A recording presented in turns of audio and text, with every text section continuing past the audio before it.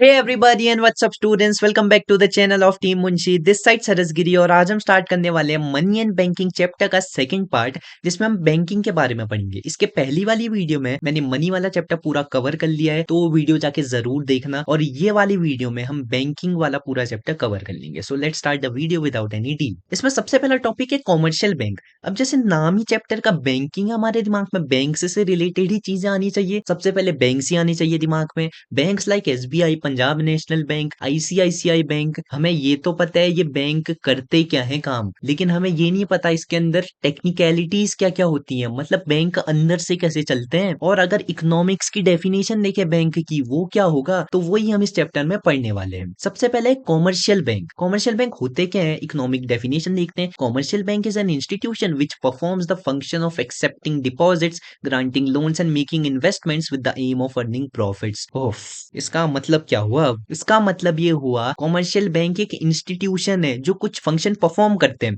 Such as accepting deposits. अब deposit यहाँ पे को नोट करने वाली चीज है। डिपॉजिट सिर्फ हमारी कैश से मतलब नहीं रखते हैं। डिपॉजिट मतलब कोई भी वैल्यूएबल आइटम जो हम बैंक में जमा कराने ले जा रहे हैं, सच एज गोल्ड, कोई ज्वेलरी, डायमंड हो गया, वो सब हमारे डिपॉजिट्स है। Second one is granting loans. ये बैंक जो होते हैं ना, लोन भी ग्रांट करते हैं। Third one is making investment. अब देखो, जब हम पैसा डालते हैं ना बैंक में, मतलब जब हम खाता खुलवाते हैं और उस खाते में अपना पैसा डिपॉजिट करते हैं, तो बैंक को पैसा रखी नहीं रहती है, वो पैसा बैंक आगे कहीं इन्वेस्ट कर देती है। और जो इन्वेस्टमेंट से प्रॉफिट होते हैं वो बैंक रख लेती है, और जो बचा हुआ प्रिंसिपल अमाउंट का असली पैसा है वो पब्लिक का है, तो पब्लिक को वापस कर देती है। और ये किस लिए करती है? प्रॉफिट अर्न करने के लिए। अब देखो, ये समझने वाली चीज है। बैंक कोई सोशल वेलफेयर का काम नहीं कर रहे हैं कि हम पैसे रखें, लोगों की मदद करें उनकी, नहीं। बैंक कर रहे हैं बिजनेस, प्रॉफिट कमाने के लिए। तो कॉमर्शियल बैंक वो बैंक होगा जिसके अंदर ये सारे फंक्शन हो, मतलब जो बैंक ये सारे फंक्शन परफॉर्म करता हो, उसे ही हम कॉमर्शियल बैंक कहेंगे। So moving on to the next topic,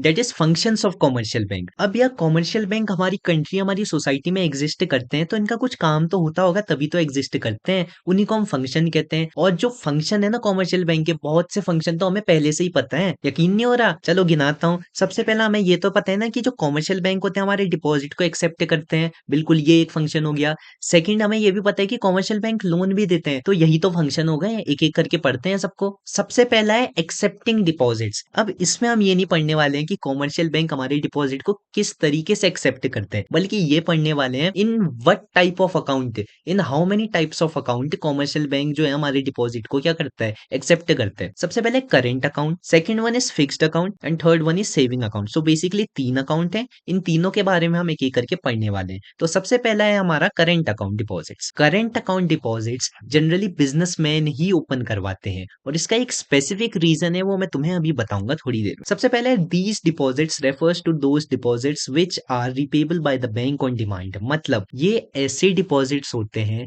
जिसमें बैंक को ऑन डिमांड पैसा तुरंत देना पड़ता है, अगर तुमने डिमांड करी है तो। अगर मैं एग्जांपल दूं, मेरा है मान लो करेंट अकाउंट, मैं बैंक में गया, मैंने चेक लिखा 10,000 का, और मैंने बैंक वाले को दिया, ले भाई 10,000 का चेक है, मेरे को 10,000 निकाल के दे। तो बैंक वाला तुरंत 10,000 रुपए क्या करेगा, मेरे को दे देगा, इन हैंड कर देगा। Second point is they can be drawn upon a cheque without any restriction. अब मैंने बोला ना ये बिजनेसमैन खुलाते हैं जनरली, उसका एक रीजन होता है, बिकॉज जो तुम्हारे पैसे होते हैं अकाउंट में, वो तुम विदाउट एनी लिमिट कितने बार भी निकाल सकते हो, और जब तुम्हें डिपॉजिट करने हो पैसे, विदाउट एनी लिमिट कितने बार भी डाल सकते हो। तो इसमें एक ये बहुत अच्छी फैसिलिटी मिल जाती है। लेकिन जो ये अकाउंट होता है ना, इसमें जो तुम पैसे डालोगे, इसमें कोई इंटरेस्ट नहीं मिलेगा बैंक के द्वारा, उल्टा तुम्हें सर्विस चार्जेस देने होंगे ये खाता चलाए रखने के लिए। तो ये तीन फंक्शन है करेंट अकाउंट के, जो तुम्हें पता होना जरूरी है। सेकंड अकाउंट में जाते हैं, जो है हमारा fixed account deposits. So these deposits refers to those deposits in which the amount is deposited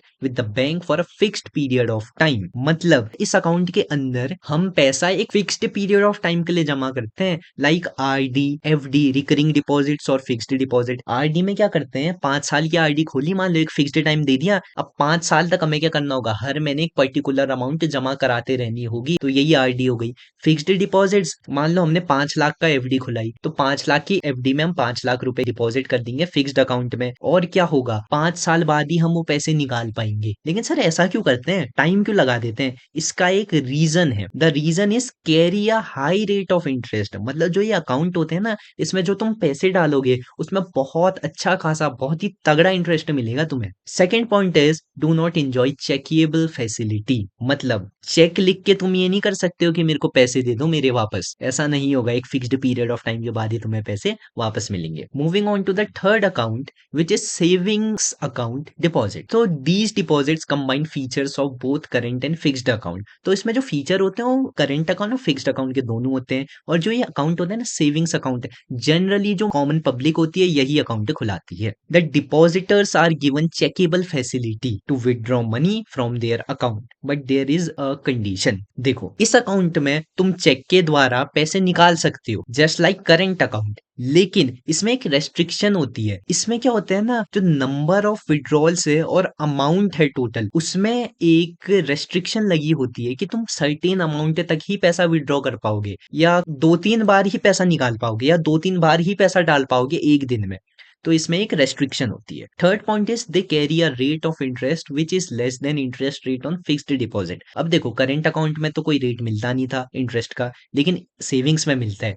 लेकिन सेविंग अकाउंट्स में जो रेट ऑफ इंटरेस्ट होते हैं ना, वो as compare to fixed account बहुत कम होता है। तो ये फीचर थे हमारे सेविंग्स अकाउंट के। सो हमने पहला फंक्शन पूरा पढ़ लिया है, that is accepting of deposits. अब जाते हैं हम सेकंड फंक्शन में, that is advancing of loan. मैंने कहा था ना यार, बहुत से फंक्शन तो हमें पहले से ही पता है, और हमें ये भी पता है कि लोन देती है कॉमर्शियल बैंक्स। लेकिन हम इसमें ये नहीं पढ़ेंगे कि कॉमर्शियल बैंक्स लोन देती कैसे है, हम ये पढ़ेंगे कि लोन होते कितने प्रकार के हैं। तो सबसे पहले है कैश क्रेडिट। कैश क्रेडिट एक ऐसा लोन होता है जो करंट एसेट्स के अगेंस्ट में दिया जाता है। मतलब तुम्हें ये तो पता होगा, जब हम लोन लेते हैं, कोई चीज गिरवी रखते हैं, एज अ कोलेट्रल सिक्योरिटी रखते हैं, तो ये लोन लेते समय हमें हमारे करंट एसेट्स गिरवी रखने होते हैं। अब करंट एसेट्स क्या होते हैं? नाम में करंट है, मतलब बिजली।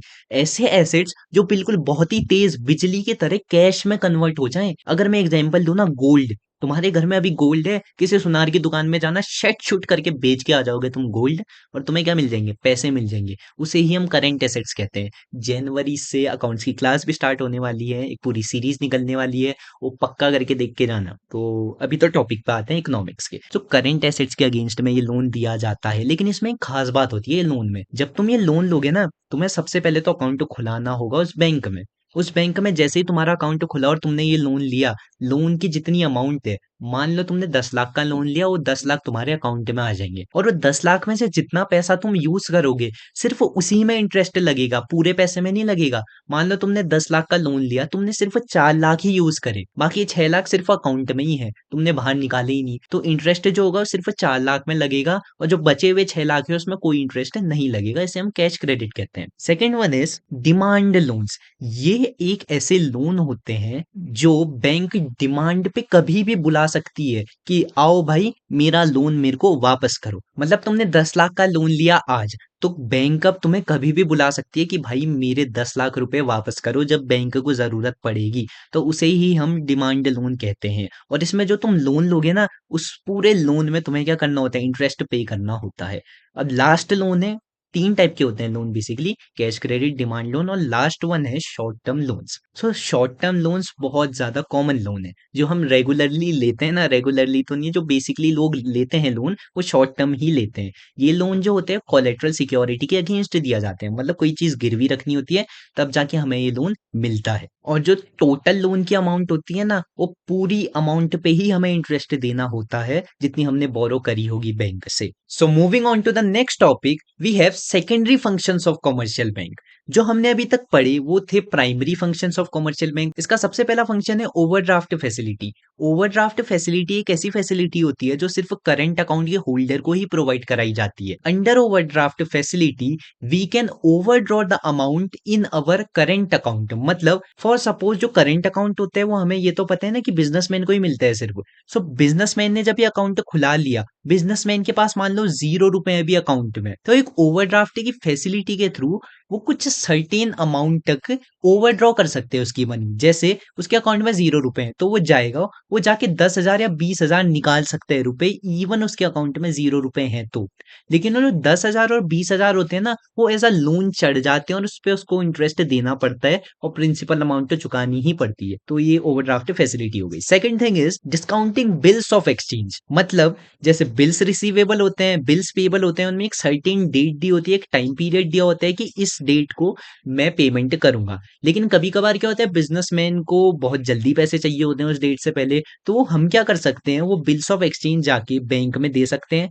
बैंक वाले कुछ अपना कमीशन काटेंगे और बचे हुए पैसे जो हैं वो हमें वापस कर देंगे। Third one is transfer of funds. ये बहुत सिंपल है। अगर आपको किसी एक बंदे से दूसरे बंदे के पास पैसे भेजने हो, आप किसके थ्रू भेजेंगे? बैंक्स के थ्रू। लाइक अभी हम यूपीआई करते हैं, कोई सामान खरीदते हैं, ऑनलाइन पेमेंट करते हैं, वो एप्स किससे लिंक होती हैं? बैंक से ही तो लिंक होती हैं। तो बैंक के थ्रू एक आदमी से दूसरे आदमी को आप क्या करेंगे? पैसे भेजेंगे। Last one is locker facility. अब जैसा मैंने बोला था ना, डिपॉजिट सिर्फ कैश नहीं होते हैं, ज्वेलरी भी होती है, गोल्ड, डायमंड्स। तो उनको कहाँ रखेगा बैंक? उनको रखेगा बैंक लॉकर में। तो लॉकर फैसिलिटी भी प्रोवाइड कराते हैं कॉमर्शियल बैंक हमें। So moving on to the next topic, we have central bank. Central bank को बैंक्स का भी बैंक कहा जाता है। ऐसा क्यों? इसके बारे में हम अगले स्लाइड में करेंगे बात। सबसे पहले हम जानते हैं सेंट्रल बैंक होता क्या है। Central bank is the supreme body that controls, operates, regulates and directs the entire banking and monetary structure of the country. मतलब सेंट्रल बैंक एक सुप्रीम बॉडी होता है। जैसे कोर्ट्स होते हैं ना, district court, high court, supreme court. Supreme court जो होते हैं सबसे बड़ा होता है। तो बैंक में जो सबसे बड़ा बैंक होता है उसे हम सेंट्रल बैंक कहते हैं। दैट इज सुप्रीम बैंक और सुप्रीम बॉडी, जो क्या करते हैं? कंट्रोल करते हैं, ऑपरेट करते हैं, रेगुलेट और डायरेक्ट करते हैं जो पूरा बैंकिंग सिस्टम है हमारी कंट्री का। बैंकिंग सिस्टम में जो हमारी कॉमर्शियल बैंक है वो भी इंक्लूड हो गए। तो सेंट्रल बैंक कॉमर्शियल बैंक को भी कंट्रोल करते हैं और ऑपरेट, रेगुलेट और ये सब डायरेक्ट भी करते हैं। It is also known as supreme body. अब इसे सुप्रीम बॉडी क्यों कहते हैं? Because it occupies the top most position in the monetary and banking system of the country. जैसा मैंने बोला ना, सुप्रीम कोर्ट जैसे सबसे बड़ा होता है, वैसे सेंट्रल बैंक बैंक के एरिया में सबसे बड़ा बैंक होता है। Last one is all the financially developed countries have their own central bank. मतलब कोई भी ऐसी कंट्री जो पूरी फुल्ली फाइनेंशियली डेवलप्ड है, उसका खुद का एक सेंट्रल बैंक उस कंट्री में होगा। लाइक इंडिया का सेंट्रल बैंक है RBI, that is reserve bank of India. USA का सेंट्रल बैंक कुछ और होगा, यूएई का सेंट्रल बैंक कुछ और होगा। So next topic is functions of central bank. Number one is issue of currency. इसको ज्यादा एक्सप्लेन करने की जरूरत ही नहीं है। अब सेंट्रल बैंक है, ये क्या करेगा भाई? पैसे ही तो बनाएगा। जितने नोट्स निकलते हैं, जितने कॉइन्स निकलते हैं, वो सब इशू कौन करते हैं? आरबीआई करते हैं। इसको अपनी लैंग्वेज में बहुत अच्छी तरीके से लिख सकते हो। Second one is banker to the government. इससे एग्जाम में एक बहुत अच्छा 3 मार्क्स का क्वेश्चन बनता है कि explain the function of central bank as the banker, as the agent and the financial adviser to the government. So जो सेंट्रल बैंक होते हैं वो गवर्नमेंट के लिए ये तीनों काम करते हैं, like banker, agent and adviser. अब वो कैसे? As a banker to the government, central bank accept receipts and makes payment for the government. मतलब जितनी भी पेमेंट गवर्नमेंट को किसी फॉरेन कंट्री में करनी होती है, so on the behalf of government central bank वो करते हैं। अगर कोई भी पेमेंट हमें रिसीव करनी होती है यानी गवर्नमेंट को, तो सेंट्रल बैंक उस पेमेंट को रिसीव करता है। और जब इमरजेंसी की सिचुएशन होती है ना हमारी कंट्री में, लाइक फ्लड लाइक सिचुएशन हो गई, अर्थक्वेक्स आ गए, जिससे क्या होगा, इंफ्रास्ट्रक्चर बहुत डिस्ट्रॉय हो गया, तो सेंट्रल बैंक क्या करेगा? लोन प्रोवाइड कराएगा शॉर्ट टर्म के लिए गवर्नमेंट को। So in this manner the central bank act as a banker as well as a agent to the government. अब फाइनेंशियल एडवाइजर इसीलिए है क्योंकि इन केस ऑफ इन्फ्लेशन, मतलब बढ़ती हुई महंगाई दरें, डिफ्लेशन, घटती हुई महंगाई दरें, या कोई ब्लैक मनी ज्यादा सर्कुलेट हो रही है कंट्री में, उसको कैसे रोका जाए, इस चीज के बारे में जो एडवाइस होती है वो सेंट्रल बैंक गवर्नमेंट को देती है। Third point is bankers bank. मैंने पहले कहा था बैंकों का भी बैंक है आरबीआई, क्योंकि ये सारे बैंक को सुपरवाइज और कंट्रोल करता है। और कभी भी अगर कोई कॉमर्शियल बैंक से वो कभी भी फंड्स की नीड में है, तो सेंट्रल बैंक वो फंड कॉमर्शियल बैंक को प्रोवाइड कराता है। इससे एक और फंक्शन बनता है, that is lender of the last resort. Lender of the last resort मतलब जब भी कॉमर्शियल बैंक क्राइसिस में हो, उसके जो डिपॉजिट्स हैं वो बहुत कम हो, तो इस केस में क्या करता है सेंट्रल बैंक लोन प्रोवाइड कराता है वेदर लॉन्ग टर्म या short term to the commercial bank, so that जो बैंक है वो जो पब्लिक के पैसे हैं डिपॉजिट्स हैं उनको वापस कर पाए। ये फोर्थ पॉइंट है, फिफ्थ पॉइंट नहीं। Next one is custodian of foreign exchange. Foreign exchange मतलब जितनी भी फॉरेन करेंसी होती हैं लाइक डॉलर्स, यूरो, येंग्स, जब हम बाहर से कोई सामान मंगाते हैं हम इंडियन रुपीज में तो डील नहीं करते हैं। अगर हम अमेरिका से सामान मंगाएंगे हम डॉलर्स में डील करेंगे, हम यूरोप से सामान मंगाएंगे यूरो में डील करेंगे। तो जितने पैसे होते हैं ना फॉरेन के, वो कौन रखते हैं, सेंट्रल बैंक रखते हैं। और कभी भी जब हमें एक्सचेंज करना हो सेंट्रल बैंक के through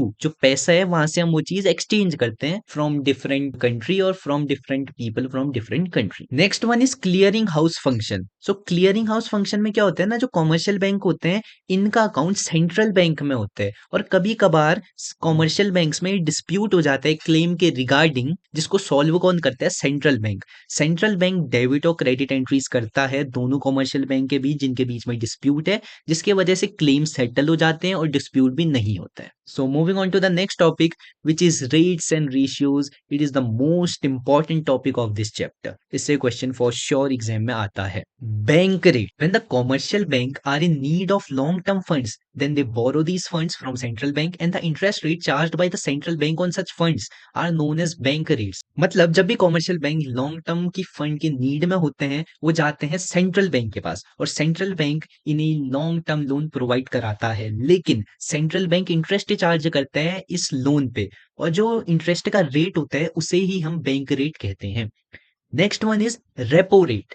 repo rate is same as bank rate, मतलब कॉमर्शियल बैंक लोन लेगा आरबीआई से और आरबीआई जो रेट चार्ज करेगा उस लोन में जो इंटरेस्ट होगा रेट, उसे हम रेपो रेट कहेंगे। लेकिन जो रेपो रेट होता है ना ये होते हैं शॉर्ट टर्म लोन्स के लिए या शॉर्ट टर्म फंड्स के लिए। Third one is reverse repo rate. अब कई बार क्या होता है कॉमर्शियल बैंक पैसे मांगता है, कई बार ऐसा होता है कि कॉमर्शियल बैंक के पास बहुत ज्यादा पैसा हो जाता है पब्लिक का, तो क्या करता है ये पैसा आरबीआई में रख देते हैं और आरबीआई फिर इसमें इंटरेस्ट प्रोवाइड कराते हैं just like the public. Public जब पैसा कॉमर्शियल बैंक में डालती है हमें इंटरेस्ट मिलता है हमारे डिपॉजिट में, वैसे ही जब कॉमर्शियल बैंक अपना पैसा आरबीआई में जमा करते हैं आरबीआई भी इंटरेस्ट देता है कॉमर्शियल बैंक को उन फंड्स पे, जिसे हम रिवर्स रेपो रेट कहते हैं। तो अब है हमारा टॉपिक रेशियोज। रेशियोज दो टाइप के हैं, सबसे पहले कैश रिजर्व रेशियो और second one is statutory liquidity ratio, या इसको स्टैट्यूटरी लिक्विडिटी रेशियो भी कह सकते हैं। So cash reserve ratio, the bank are required to deposit a percentage of their total deposit to the central bank. मतलब जो deposit होते हैं ना टोटल कॉमर्शियल बैंक के पास, तो उसमें से कुछ परसेंटेज जो कॉमर्शियल बैंक को सेंट्रल बैंक में जमा करना होता है उसे ही हम कैश रिजर्व रेशियो कहेंगे। Second one is statutory liquidity ratio. अब क्या होता है कॉमर्शियल बैंक ने कुछ पैसा तो आरबीआई में जमा कर दिया,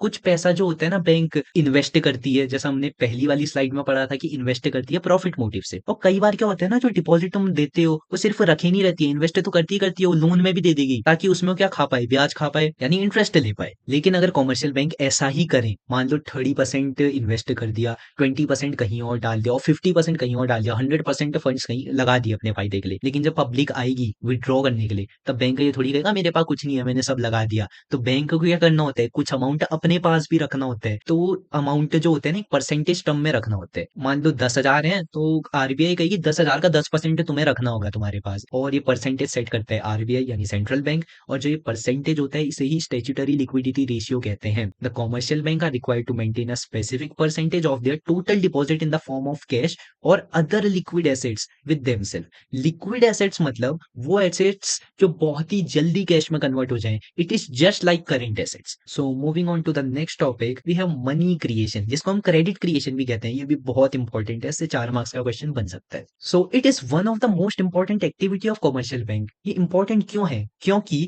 कॉमर्शियल बैंक इससे अपना प्रॉफिट बनाता है। बहुत जो अच्छा खासा प्रॉफिट है कॉमर्शियल बैंक का मनी क्रिएशन या क्रेडिट क्रिएशन से ही आता है। Next one is money multiplier, जिसको हम क्रेडिट मल्टीप्लायर भी कहते हैं। अब ये है क्या, जो कॉमर्शियल बैंक होते हैं जो हमारे डिपॉजिट्स होते हैं उनको क्या करती है लोन में दे देती है, लोन से क्या लेती है, फिर वो इंटरेस्ट लेती है। अब जो इंटरेस्ट होता है वो क्या होता है, प्रॉफिट होता है। तो इसका मतलब जो कॉमर्शियल बैंक होते हैं वो मनी को मल्टीप्लाई करते हैं, यानी अपने प्रॉफिट को मल्टीप्लाई करते हैं by giving loan to others from our deposit which is known as money multiplier. अब मनी मल्टीप्लायर का एक फॉर्मूला होता है 1/LRR, यानी लीगल रिजर्व रेशियो। अब ये क्या होता है लीगल रिजर्व रेशियो, हमने पिछली वाली स्लाइड में पढ़ा कैश रिजर्व रेशियो और स्टैट्यूटरी लिक्विडिटी रेशियो। जब उन दोनों को हम ऐड कर देना लीगल रिजर्व रेशियो बनता है। और मनी मल्टीप्लायर का फॉर्मूला होता है 1 upon legal reserve ratio. Total deposits का भी एक फॉर्मूला होता है initial deposits multiply by 1/LRR। अभी समझ नहीं आ रहा होगा, यहाँ पे को अभी एक डायग्राम बन के आएगा जिसमें बहुत अच्छे से समझाऊंगा मैं तुम्हें ये है क्या।